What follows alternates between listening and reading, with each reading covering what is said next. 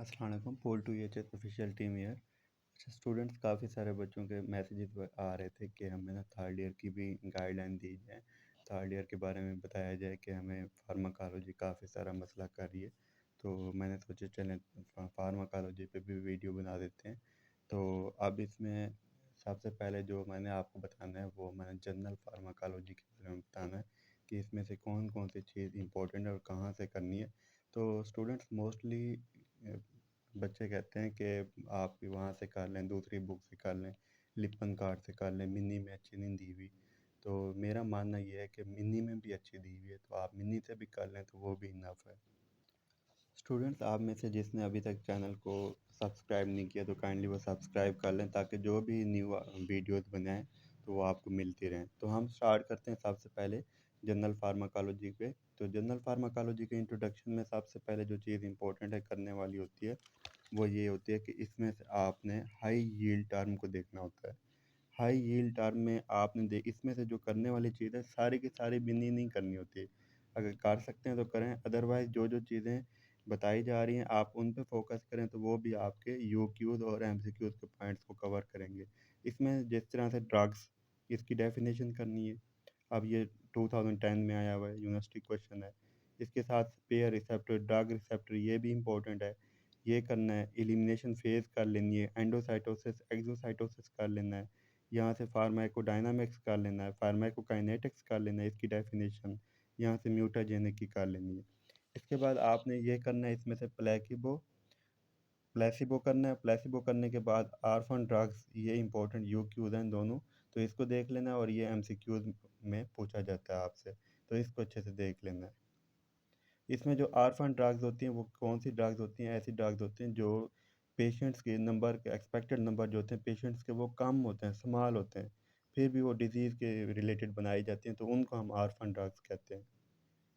उसके बाद क्वेश्चन आता है स्टूडेंट्स के movement of drugs in the body. तो ड्रग्स किस तरह से मूव करते हैं बॉडी के अंदर, तो उसमें आपने देखना होता है इसके ना परमिएशन के मेथड होते हैं। परमिएशन परमिएशन में क्या क्या याद रखना है आपने? एक्वस डिफ्यूजन, इसको अंदर से रीड करना है एक्वस डिफ्यूजन के बारे में कि क्या होता है। मूवमेंट ऑफ मॉलिक्यूल्स होते हैं, एक्स्ट्रा सेलर इंटरसेलर स्पेसेस में जाते हैं। इसके बाद लिपिड लिपिड डिफ्यूजन के बारे में आपने पढ़ लेना है कि पैसिव मूवमेंट होती है मॉलिक्यूल्स की। ट्रांसपोर्ट व स्पेशल कैरियर्स होते हैं कि स्पेशल कैरियर्स के ज़रिए से, स्पेशल प्रोटीन्स कैरियर होते हैं उसके ज़रिए से जो ट्रांसपोर्टेशन होती है उसके, ये भी उसमें परमिएशन में आ जाता है। इसके अलावा एंडोसाइटोसिस, एंडोसाइटोसिस को आपने अच्छे से देख लेना है। वो करने के बाद आपने फिक्स लॉ ऑफ डिफ्यूजन, उसकी डेफिनेशन और साथ उसका ये फार्मूला अच्छे से याद रखना है। ये भी यू क्यू है, यू एच एस का क्वेश्चन है। उसके बाद स्टूडेंट्स ये क्वेश्चन पूछा जाता है कि water and lipid solubility of drugs में कि सॉल्युबिलिटी कैसे होती है, तो इसमें हैंडरसन हैसलबैक इक्वेशन, तो इसमें आपने इस फार्मूले को याद रख लेना है। इसमें जो सबसे इम्पोर्टेंट यू क्यू है वो ये है कि आयोनाइजेशन ऑफ वीक एसिड और बेसिस कहते कैसे होती है, तो इसमें आपने अच्छे से देख लेना है। इसमें से ये सारी आपने थ्योरी पढ़ लेनी है कि वीक एसिड जो होगा वो, अगर वीक एसिड होगा तो स्ट्रांग बेस यूज़ करेगा अल्कलाइन की, तो इसको आपने अच्छे से रीड कर लेना है। इसमें एस्पिरिन की एग्जांपल, ये यू क्यू है, यूनिवर्सिटी का क्वेश्चन है, तो आपने इसको अच्छे से कर लेना है। और इसके बाद रूट्स एब्जॉर्प्शन ड्रग्स के, तो वो आप आगे अगली टेबल में आप इसको अच्छे से देख लेना कि वहाँ पे आपके हो जाते हैं। ये इसके बाद आ जाते हैं common routes of drug administration, तो ये सारे के सारे आपने अच्छे से करने हैं। हर आपने हर रूट की 2 एग्जांपल याद करनी है और उसके साथ लिख लेनी है। ये आपके, ये देखें सप्ली 2013 में आया हुआ है ये क्वेश्चन, यूएचएस का क्वेश्चन है, तो इसको आपने अच्छे से देख लेना है कौन सा क्वेश्चन है और कैसे, मतलब कौन सा रूट है और कहाँ कहाँ से किस तरह से इसकी मूवमेंट हो रही है।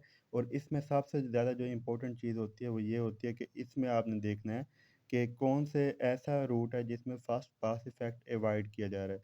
जिस तरह से ये है, इसमें अवॉइड किया जा रहा है, इसमें भी किया जा रहा है, इसमें भी किया जा रहा है, तो आपने ये सारे याद कर लेने कौन से में का किया जाता है। इसके अलावा आपने देख लेना है कि फास्ट पास इफ़ेक्ट क्या होता है, ये भी आपने अच्छे से देख लेना है, ये भी पूछा जाता है आपसे एक सेपरेट क्वेश्चन में, तो ये भी एक इम्पोर्टेंट क्वेश्चन है इसका। उसके बाद स्टूडेंट्स ये बाइंडिंग के बारे में आपको पता होना चाहिए कि उसके कौन-कौन से एग्ज़ाम्पल हैं, ये सारा आपको पता होना चाहिए।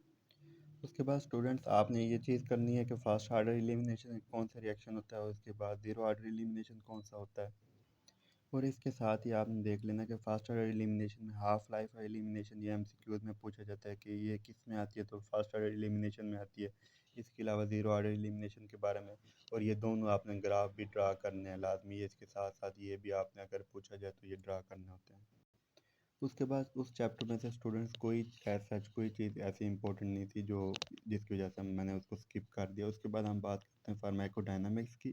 तो फार्माकोडायनामिक्स इम्पोर्टेंट है। इसमें सबसे ज़्यादा जो इम्पोर्टेंट है, अगर आप हाई यील्ड टर्म ये जो टेबल दी है भाई, अगर आप ये भी कर लेते हैं तो ये भी आपका पूरा चैप्टर कवर कराता है। तो इसको आपने अच्छे से देख लेना है। इसमें से सब कुछ आपने करना है। ये यू क्यूज़ है, 2009 का यू क्यू है जिसमें टाइप्स पूछी हुई हैं एंटागोनिस्ट की, तो आपने इसको अच्छे से देख लेना है।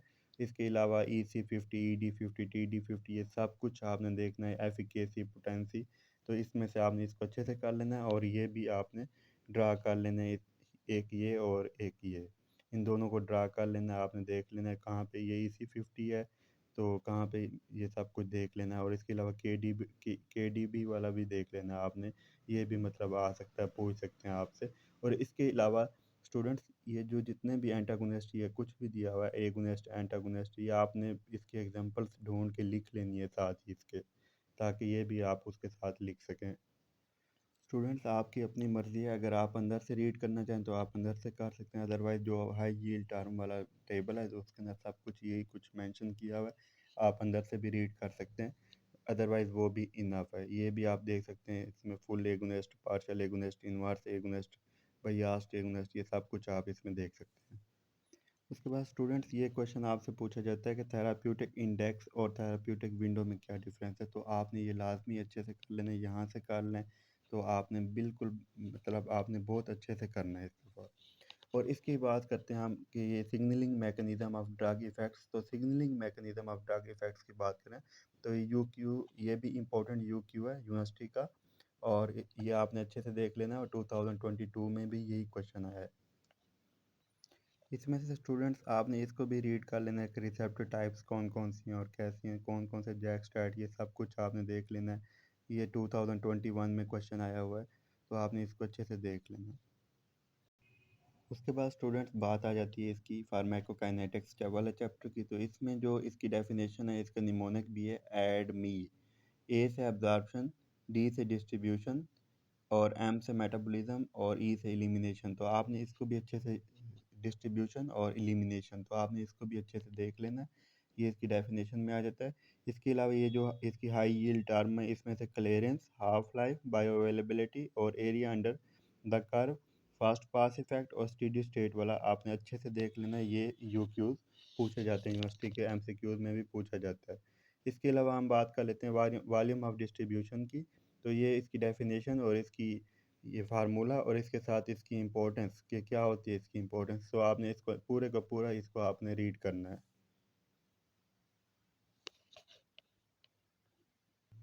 इसके बाद आपने इसको क्लियरेंस वाले को, क्लियरेंस की डेफिनेशन और उसका फार्मूला और इसकी ये सारी डिटेल आपने पढ़ लेनी है, और इसको देख लेना। ये भी 2010 में यूनिवर्सिटी क्वेश्चन है, ये आया हुआ है, रिपीट हुआ है। इसके बाद हाफ लाइफ को देख लेना, यू क्यू है, ये भी 2007 में आया हुआ है। तो इसकी डेफिनेशन, इसका फार्मूला और इसका यूनिट्स और इसकी इंपॉर्टेंस क्या होती है, ये भी आपने देख लेना है। बायो अवेलेबिलिटी ये सब भी 2007 में आया हुआ है, तो आपने इसको भी देख लेना है क्या क्या होता है इसमें, एडमिनिस्ट्रेशन किसकी होती है और क्या होती है, ये सारी इसकी डेफिनेशन आपने अच्छे से देख लेनी है।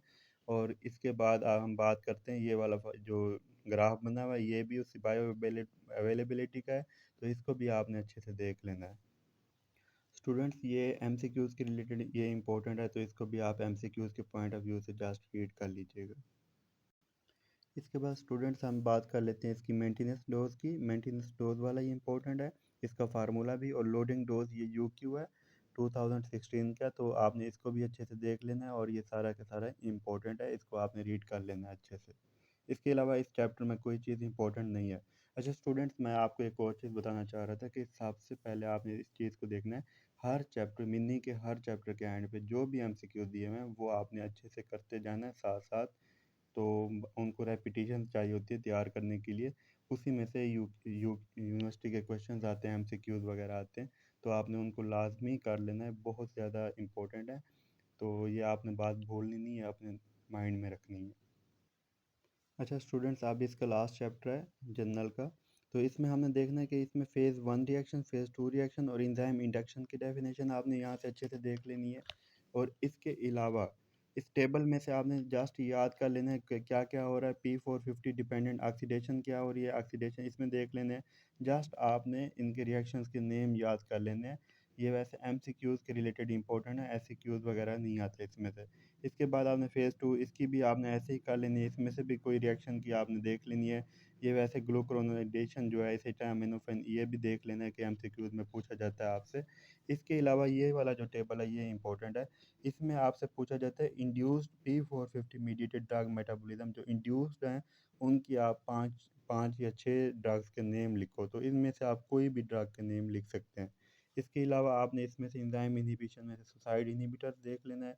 कौन-कौन सी इसके एग्ज़ाम्पल हैं वो भी दी हुई है, वो भी आपने अच्छे से कर लेनी है। ये हैं इंड्यूस्ड P450 मीडिएटेड ड्रग। और अगला जो क्वेश्चन आता है इसके अंदर आ जाता है वो इनहिबिट P450 मीडिएटेड ड्रग। तो इसकी भी 4-5 एग्ज़ाम्पल आपने याद कर लेनी है, जस्ट नेम्स याद कर लेने हैं इनमें से जो भी आपको अच्छे से याद हो, तो ये आपसे पूछे जाते हैं।